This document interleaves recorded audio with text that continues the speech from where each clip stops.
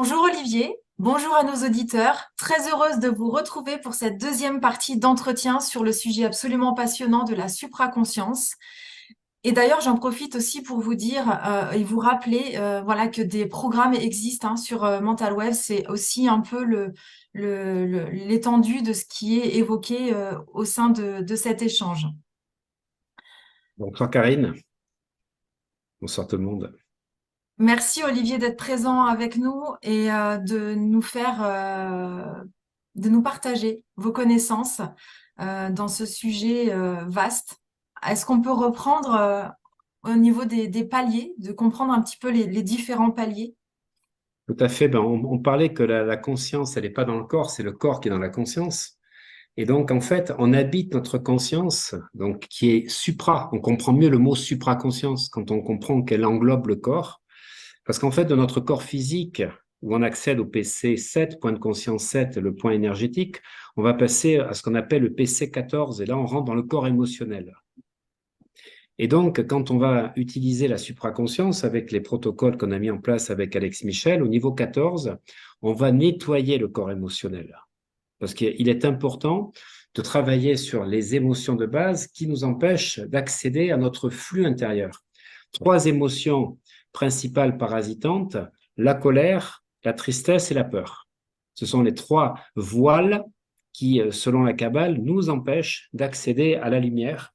Et donc, on fait un arrêt sur le niveau 14, PC 14, point de conscience 14, c'est les mots que j'ai utilisés, PC, point de conscience, pour nettoyer l'émotion avant d'accéder au PC 21, point de conscience 21, qui lui correspond au corps mental. C'est-à-dire la conscience, elle sort du corps énergétique, éthérique, mental.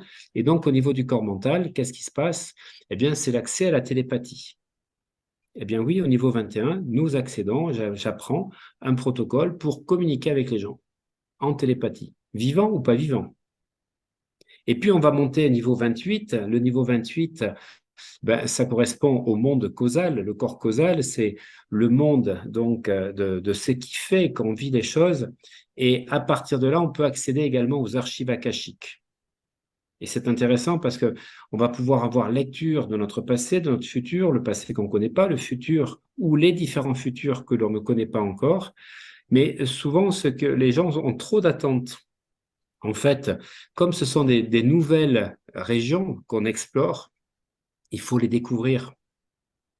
On ne peut pas trouver le livre akashique tant qu'on n'a pas exploré les annales. Donc, c'est ça qui fait que je dis aux gens, explorez d'abord avant de poser des questions, parce qu'encore, c'est le mental analytique qui est là.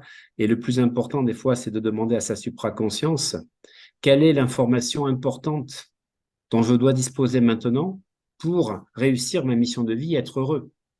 Parce que si je n'ai pas les infos, si je veux juste trouver les infos que mon ego me guide, ben, je passe à côté de celles qui sont importantes. Et puis du PC 28, point de conscience 28, on va accéder au point de conscience qu'on appelle 49. Et là, on dépasse les causes, on arrive à ce qu'on appelle le corps bouddhique. Donc là, on est au-delà de notre corps, on est dans le transpersonnel. Et à ce niveau-là, donc, on va pouvoir travailler le karma, travailler donc les problématiques. Et dans cet espace-là, quand je l'ai travaillé donc en méditation, j'ai vu différentes portes, des portes correspondant à chacun de nos âges. Et quand on a 30 ans, 35 ans, 40 ans, 45 ans, on a des problèmes qui ne sont pas les mêmes que 10 ans avant. Et je dis souvent, punaise, si à 60 ans, si à 50 ans, j'avais su que je savais à 60 ans, j'aurais résolu mes problèmes avant. Et en fait, c'est ça qui nous permet, dans ce corps bouddhique, PC 49, de libérer donc en fait les programmes karmiques. Et on va accéder au point de conscience 77, qui correspond au corps atmique. 77, on le retrouve même chez les Rose-Croix, le 777, le libère, ils appellent. En fait, c'est le corps atmique, c'est celui qui nous permet de rentrer dans le je suis. Puisque ce qu'on a expliqué donc dans la première partie, on parlait du jeu qui est la supraconscience qui s'est en fait matérialisé, incarné. Et comme on remonte l'arbre de vie, puisqu'on est passé de la Lune au niveau du Soleil, au niveau des émotions, quand on arrive au 77, on arrive au niveau du triangle divin. C'est-à-dire on arrive à Keter, Okma, Bina. Et donc on est dans le jeu. On n'est plus dans le je suis, on est dans le jeu, l'observateur. Et après, on peut même aller au-delà, d'aller dans les trois voiles de la manifestation, ce qu'on appelle Ein, Ein Sof, Aware. Et donc, moi, je trouve ça assez passionnant parce que quand on navigue dans ces dimensions-là, eh bien, si on le fait régulièrement, on n'est plus pris par notre cerveau analytique. On est dans une sorte de cloud autour de nous, de ce que j'appelle la substance pensante, pour reprendre les termes de Charles Wattels, c'est-à-dire Charles Wattels qui écrivait en 1908 La science de l'enrichissement. Il expliquait qu'en fait, pour comprendre son livre, la première page, il disait, nous sommes dans la substance pensante. Nous vivons dans la substance pensante. Que nous l'appelions chi, ki, prana ou mana, il ne parlait pas de mana, lui, il disait chi, ki ou prana, c'est la substance pensante. Et la substance pensante, elle englobe tout, toutes les situations, les objets, les personnes. Et donc tout ce avec quoi nous sommes en relation, c'est dans la substance pensante. Et donc la façon dont nous pensons intègre la substance pensante. Donc le tout, c'est à partir de cette image de comprendre si nos pensées en fait, inclut ce qu'on va appeler des attractions avec les objets, les situations dont je parlais. Alors, je ne vais pas parler de loi d'attraction, là, je vais parler plutôt de loi de causalité, c'est-à-dire c'est vraiment l'attirance et la ressemblance. C'est-à-dire, je suis dans une émission radio. Et si effectivement j'émets des pensées négatives, ben, je repousse ce que je veux. C'est pour ça que tout ce qui est jugement, comparaison, perfectionnisme, procrastination ou se mettre la pression ou les peurs, ben en fait, ça agit dans la substance pensante. Et cette notion de substance pensante, je la trouve géniale parce que c'est comme si l'air ambiant, là, c'était une gélatine invisible qu'on ne voit pas et qu'en fait imprègne tout ce que nous avons comme pensée, comme discours intérieur depuis ben, des années. Et c'est ça qui crée notre matrice à nous. Et au milieu du livre, Wattels, il dit, nous sommes la substance pensante. Il a commencé à nous dire que nous étions dans la substance pensante, mais on est la substance pensante. Donc là, c'est le step au-dessus, et c'est ce qu'on va apprendre quand on passe du niveau 28 au niveau 77. Vous devenez la substance pensante, et c'est ça que cette formation supraconscience vous permet d'accéder, c'est à ces états modifiés de conscience pour dépasser votre réalité limitée et comprendre que tout, en fait, fait partie de vous. Et c'est réintégrer ou prendre davantage conscience de notre responsabilité aussi, du coup. Ah ben complètement, complètement. Les gens qui veulent pas être responsables de ce qu'ils vivent, bien malheureusement, ben, ils perdent le pouvoir. Parce que si je suis pas responsable, ben, je suis pas responsable de ce qui m'arrivera. Donc je perds le pouvoir. Si j'accepte de porter la responsabilité, mais souvent les gens refusent parce que responsable, c'est être coupable. C'est le syndrome de Georgina Dufoy à l'époque du sang contaminé. Je ne suis pas coupable. Non, on est responsable, mais pas coupable. C'est-à-dire, je porte la responsabilité, c'est-à-dire c'est en moi les informations, qu'elles soient transgénérationnelles, karmiques ou autres, mais j'en porte les stigmates. Donc à partir du moment où j'accepte que c'est moi qui ai attiré ça, ben, ça veut dire que je peux attirer l'inverse. Si par contre je considère que c'est pas moi, que j'y suis pour rien, ben, c'est dommage, ça veut dire que je peux pas agir sur ma vie. Donc c'est pour ça que d'agir sur sa vie, reprendre le pouvoir de sa vie, ça oblige et ça amène obligatoirement l'acceptation de la responsabilité, même si c'est une notion qui des fois fait peur parce qu'on ne veut pas être jugé et être coupable et se sentir et culpabilisé. Alors, il y a une notion qui est très difficile à saisir, je trouve, c'est entre avoir accès et communiquer avec notre supraconscience, du coup non mentalisé, mais pour autant d'être actif dans le quotidien, de trop faire agir le mental.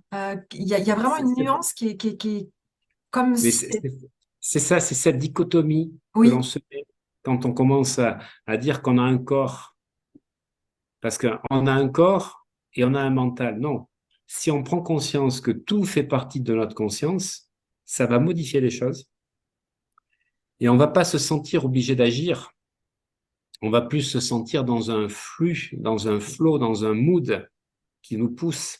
En fait, moi, des fois, je ne sais pas pourquoi, je vais sur ma plateforme de crypto-monnaie, je vends et crypto, je sens qu'il faut le vendre. Mais j'ai pas une petite voix qui me l'a dit. J'ai pas eu un flash. Tout d'un coup, il y a quelque chose qui se passe J'ai envie de vendre. Alors, soit parce que je dis, tiens, ça fait un moment, puis ça va peut-être monter, ça va baisser, mais je vends parce que j'ai pas envie de, voilà. Et le lendemain, je suis surpris. Et ça m'est arrivé 3 fois cette année, que ce soit écroulé de 20% en 2 jours. Mais alors, je préviens, je n'ai pas eu d'avertissement. Je n'ai pas eu de petite voix. Je n'ai pas eu de flash. J'ai pas eu de vision. On dirait qu'en haut, on m'a piloté pour que je le fasse, mais c'est même pas passé par le filtre du mental.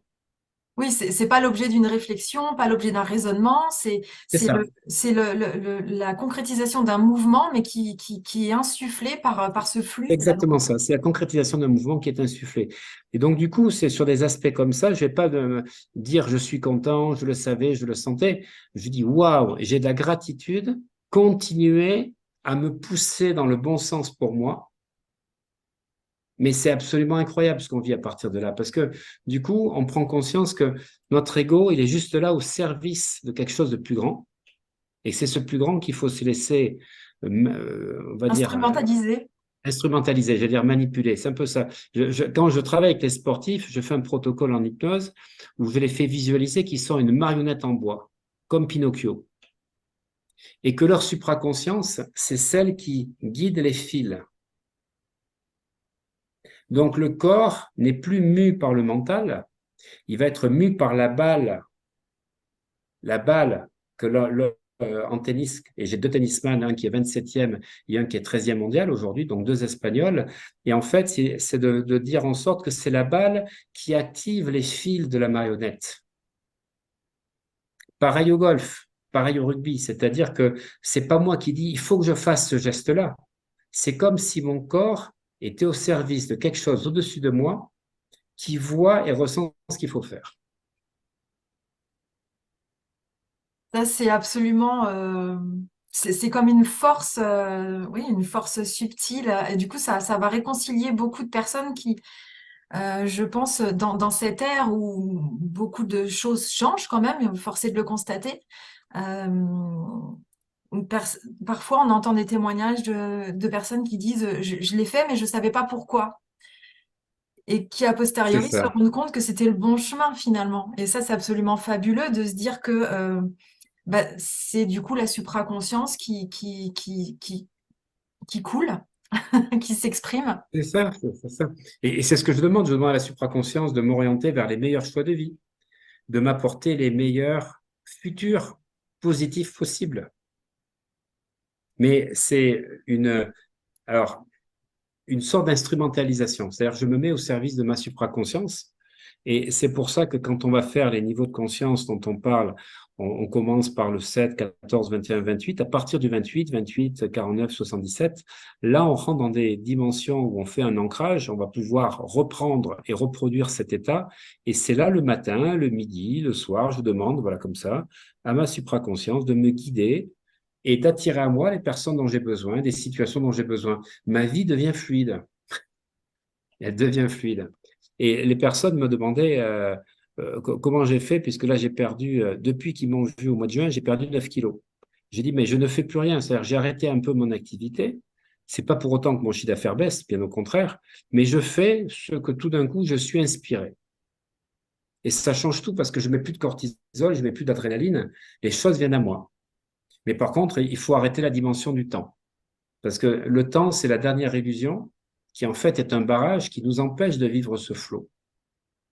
Comme je disais, la pression que l'on se met, le perfectionnisme, les attentes, le jugement, les comparaisons, les peurs, et donc le manque d'énergie, c'est les 7 paramètres qui bloquent ce flux. Le 8e, c'est le temps. C'est quand on se met de la pression, putain, ça n'arrive pas, c'est pas encore là, etc. C'est comme quelqu'un qui va contacter Amazon, qui va passer commande et Amazon va dire vous serez livré entre le 20 et le 25 novembre. Et puis vous allez appeler, on va dire entre le 20 novembre et le 5 décembre. C'est plutôt comme ça, c'est les périodes de 10-15 jours. Et le 20, le 21, le 22, le 23, vous les appelez à chaque fois, j'ai rien reçu, j'ai rien reçu. Du coup, vous doutez, vous générez de la peur dans la substance pensante. Vous savez que vous serez livré entre le 20 et le 5. Donc, à partir du moment où vous acceptez ça, vous faites autre chose. Vous pouvez vaquer à d'autres occupations. Par contre, si vous restez avec votre mental limité, ben vous allez appeler tout le temps le standard pour dire j'ai toujours rien reçu. Ben, c'est normal. Vous le bloquez. Et c'est pas important que vous receviez aujourd'hui ou dans 3 jours. Eh ben, c'est la même chose quand on travaille avec ces états modifiés de conscience. Est-ce que vous voulez rajouter quelque chose par rapport au niveau, aux différents plans de conscience sur ce qui est de la thématique de la supraconscience, avant qu'on passe un petit peu au voyage quantique? Non, je pense que la seule chose que je voudrais rajouter, c'est que ne me croyez pas expérimenté. Expérimentez, faites-les, vivez-les. Et si vous les vivez au quotidien, je peux vous dire, vous allez être sacrément surpris de ce qui va se passer dans votre vie. Et là, c'est une parole de la première personne qui le vit et qui l'expérimente. Voilà, tout à fait. Et puis, on va en parler. Ben, je parlais dans le premier entretien de Fabien Leroux qui va traverser l'Atlantique à la nage pendant 50 jours, 12 heures de nage, au milieu des calamars géants, des méduses, des cachalots. De voir une ombre qui bouge comme ça, qui bat des pieds, il faut pas avoir peur. Et savoir qu'on est perdu, est-ce que le GPS nous amène dans la bonne direction, sachant qu'on a des courants qui vont dans l'autre sens, des vents contraires, des creux de 4 à 10 mètres. Mais on n'a qu'un objectif, c'est d'atteindre la Barbade. Et de faire ça du 16 décembre au 30 janvier, au moment où il y a... Mais si on raisonne avec le mental, on n'y arrive pas, parce que c'est sans assistance. Donc ça, c'est vraiment la supraconscience qui vous guide. Et justement, qui active ses sensations, ses ressentis, ses instincts. C'est ça, c'est pour ça que le corps, comme je disais tout à l'heure, ce n'est qu'une marionnette, comme Pinocchio, qui n'est activé que par la supraconscience. Si vous prenez ça, ça vous permet avec cette image de faire baisser les attentes trop fortes et la pression, de plus être avec votre ego. Alors, on peut compléter donc l'expérience de la supraconscience avec le voyage quantique. Est-ce que ça renforce, les deux se renforcent? Alors, ça se renforce parce que la supraconscience, c'est vraiment un voyage à l'intérieur de soi. Donc, de découvrir ces réalités que nous avons en nous, comme je disais, les différents plans de conscience. Et lorsqu'on on les a sortis à 2 mois d'intervalle avec Alex Michel, parce que on les avait préparés, mais les gens ont tellement été contents, il y avait une suite logique. Et on a dit, ben, il faut vraiment proposer ça de suite pour que ce soit un bipôle, un binôme. Les voyages quantiques, c'est au contraire de sortir de soi pour aller voyager soit dans le passé, ça va être un des premiers protocoles, c'est le protocole de régression. Il y a un protocole qui va être de progression, c'est-à-dire c'est pas dans le passé, voir des vies antérieures, c'est d'aller dans le futur, mais pas dans le futur de notre présent, là, mais dans une future vie. Aller chercher ce qui s'est passé. Non, alors, quand je dis ce qui s'est passé, alors c'est le futur, parce que tout est écrit, hein. Donc, vous pouvez aller chercher l'information de quelque chose dans votre futur et la ramener dans votre présent. Parce que si vous prenez conscience, et ça, c'est les lectures de Jean-Pierre Garnier-Mallet, où il parle du dédoublement du temps, où il parle du double quantique que nous avons, je me suis dit, mais si je peux contacter mon double du futur qui a déjà réalisé ce que j'arrive pas à faire dans ce présent, je refusionne avec lui et je lui demande des conseils pour qu'il me guide. Malinx, le lynx. Je me laisse guider par mon futur. Donc, on va parler effectivement de régression du passé, double du futur. Après, on va parler d'expansion de conscience, c'est-à-dire c'est pour permettre que notre conscience s'unifie avec l'univers. Nous fusionnons avec l'univers. Et puis, on a un quatrième protocole où là, au contraire, on va faire en sorte de projeter notre conscience sur un plan de matérialisation, un petit peu comme dans 2001, Odyssée d'espace, où on a le monolithe, vous savez, le monolithe qui flotte comme ça. Eh ben, c'est un petit peu moi l'image que j'ai quand je le fais et que je le guide pour que les gens aillent chercher l'information dont ils ont besoin, qui vont ramener à travers un tube qui est sur leur chakra coronal, pour amener ces informations dans le corps et transformer leurs hormones, leurs substrats, leurs enzymes. Parce que, en fait, quand on parle de quantique, qu'on commence à s'occuper d'infiniment grand ou petit, on s'aperçoit qu'il y a du vide dans les atomes, qu'il y a du vide dans le trou noir, qu'il y a du vide dans l'univers, et qu'en fait, c'est le vide qui est porteur d'informations. Et c'est l'information qui modifie les choses. Donc pour moi, c'est d'aller chercher une information qu'on va aller chercher sur un plan de matérialisation, qu'on amène dans notre corps pour nous transformer. Et donc ça fait partie de ces 4 protocoles, donc 2 qui sont liés au temps, soit le futur, le futur passé, soit le passé accompli, soit le futur à venir, expansion de conscience ou projection verticale sur un plan de matérialisation. Le but étant de pouvoir ne plus être dans une conscience bloquée dans notre corps, mais dans une conscience qui en fait va passé, futur, expansion de conscience et verticalisation. Et alors là, Pour reprendre ce que disait, ouais, pardon, allez-y, Olivier. je reprendrai un peu Richard Moss quand il parle du mandala de l'être, le passé, le futur et puis l'autre et soi. Ben, c'est un petit peu ça qu'on fait à travers ces 4 protocoles qui nous sortent de notre conscience habituelle. Merci, Karine. Et quand je vous vois expliquer voilà, le verticalité, passé, futur, en fait, on sent dans ces explications-là la multidimensionnalité. Et j'avais envie que vous puissiez nous reparler encore un peu de votre vision de cette multidimension des êtres que nous sommes, forcés de le constater. Tout à fait, nous sommes des êtres multidimensionnels je pense que les recherches scientifiques, de toute façon aujourd'hui le prouvent, ce que certaines personnes intuitivement avaient réussi à comprendre, des Léonard de Vinci, des Paracels qui étaient au 15e, 16e siècle, qui avaient compris ça. Aujourd'hui, ben, nos physiciens comme Philippe Boboula, Philippe Guillemant, Romuald Le Terrier, Moriasson également, ils sont un certain nombre. Mais malheureusement, ils ne sont pas le courant majoritaire de la science, parce qu'effectivement, ça remet en cause plein de causes. Ça remet en cause, pardon, plein de choses. Et surtout, c'est que si c'était le courant dominant, ça voudrait dire que l'individu pourrait se libérer de ses chaînes mentales. Parce que le problème, c'est que c'est notre mental qui est notre prison. Et soit on reste dans le mental, cerveau gauche, soit on accède à nos autres dimensions. Et ça, c'est le cerveau droit, c'est le subconscient. Sauf que c'est pas le cadre d'une séance, c'est qu'au-delà de cette séance, il faut prolonger ça et continuer à le vivre. Et là, votre vie elle va devenir magique. Est-ce que vous constatez depuis ces 10-15 dernières années, dans vos activités, l'évolution de la compréhension de toutes ces subtilités? Alors oui et non, oui et non, parce que aujourd'hui, dans les conversations, il y a de plus en plus de gens qui en parlent, mais dans leur comportement, il n'y en a pas plus. C'est-à-dire, ça reste du savoir, du voir ça. Ils en parlent pour en parler. Leur ego se met au niveau des autres pour en parler, mais ils vivent comme avant. Il n'y a pas d'intégration.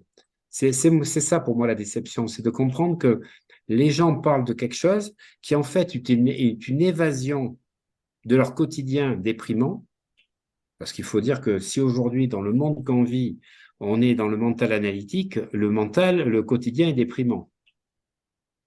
Et il faudrait retrouver nos souvenirs d'enfance quand on avait 7 ou 14 ans, où là, tout était possible. Mais quand on arrive à 40 ans, 50 ans, 60 ans, on se dit, punaise, j'avais toutes les possibilités, puis elles se sont restreintes au fur et à mesure. J'ai moins d'énergie, j'ai moins de charme, j'ai moins de possibilités, peut-être au niveau professionnel, parce qu'il ne me reste pas 30 ou 40 ans devant moi, mais plus que 10 ou 15. Et en fait, les possibles deviennent restreints, alors qu'en fait, si vous êtes dans cette dimension de conscience, vous apercevez que l'âge n'a rien à voir avec ça, n'a vraiment rien à voir. Mais si vous restez dans votre mental limité, ben, c'est effectivement vos résultats qui sonnent comme des échecs parce que vous n'avez pas pris la bonne direction à un moment donné. Vous êtes resté bloqué sur la programmation de votre subconscient dans les années de vos 7 à 14 années. Et c'est ça que vous avez continué à manifester, ce schéma, ce scénario de vie. Donc je dis, nous sommes tous des scénarios sur pattes. Il faut juste en prendre conscience pour se libérer du scénario. Et pour s'en libérer, ben, il y a les voyages quantiques et la supraconscience qu'on avait voulu faire avec Alex pour permettre aux gens de se libérer de ça. Alors, ce que vous dites, c'est que parmi ces courants, là, il y a quand même des vagues impressionnantes de personnes qui donc ont le discours de prendre une certaine prise de conscience et d'ouvrir de nouvelles voies quand même. Mais à travers ce que vous dites, c'est qu'il y a quand même des phases d'intégration pour que ça passe du discours à la C'est ça. manifestation. Mais le problème quand j'écoute Philippe Guimond, j'adore ce que dit Philippe Guimond, même si des fois il passe à un niveau qui est plus important que ce qu'on peut comprendre, mais au moins ça permet d'ouvrir la conscience, c'est-à-dire de chercher des choses en nous qu'on n'a pas l'habitude d'entendre. Mais derrière cette prise de conscience, quels sont les outils qu'il donne? Il n'y en a pas. Lui, il nous parle en tant que scientifique. Et c'est pareil pour Philippe Boboula. C'est-à-dire que ces scientifiques nous expliquent qu'il y a d'autres réalités, d'autres dimensions, mais on n'a pas cette notion d'intégration. Et moi, ce que je voulais, c'était apporter, à travers mon vécu, ce que j'ai vécu depuis une trentaine d'années, dans des expériences, on va dire, métaphysiques. Je ne parle pas d'expérience mystique, mais métaphysique, qui permet de sortir du mental limité, et que si vous lisez les livres de Philippe Guimand, Philippe Boboula, ben derrière, il manque une dimension, et c'est cette dimension qu'il faut aller chercher dans le pratico-pratique, avec en plus l'excellente musique d'Alex Michel, qui permet de dissocier et de faire des niveaux d'expansion en alpha ou en θ. Voilà, la boucle est bouclée, du coup, c'est absolument C'est ça. parfait. Alors, j'aimerais vous solliciter évidemment une dernière fois pour vous inviter à clôturer ce temps d'échange, Olivier. Une Mm. inspiration, une clé, un encouragement supplémentaire, mais il y en a déjà eu beaucoup, mais voilà, on en demande encore. Alors, pour moi, la clé, c'est de prendre conscience de ce que je fais, c'est-à-dire ne pas vivre comme un robot, mais d'être observateur de ce que je fais. Et d'analyser tous les soirs avant de se coucher comme une sorte de récap de la journée, de dire, tiens, qu'est-ce qui s'est passé à 9 heures, qu'est-ce qui s'est passé à 10 heures, qu'est-ce qui s'est passé à 11 heures, qu'est-ce qui s'est passé à midi, 1 heure, 2 heures, 3 heures. De voir sur 10, 15 secondes les différentes facettes de moi que j'ai manifestées et revoir un petit peu, comme aurait dit Bruce Goldberg, quelles sont les 4 ou 5 vies que vous manifestez dans une journée. Et finalement de dire, mais tiens, ce que j'ai fait entre 13 et 14 ou entre 16 et 17, je préfère que ce que j'ai fait entre 9 et 10. Pour demander à ma supraconscience de continuer cette ligne de vie qui est très intéressante et de ne pas se faire interférer par les autres lignes de vie dont on parlait, les 4 ou 5 qui sont parallèles. Rien que de faire ça, ça vous change la vie. Merci, merci infiniment, Olivier, d'avoir éclairé nos consciences grandement dans ce temps d'échange. On peut évidemment suivre votre actualité et vos événements sur votre site internet, oliviermadelrieux.com. Et vous retrouver évidemment sur les programmes sur Mental Waves. Merci infiniment, Olivier. Merci beaucoup, Karine, et à très vite.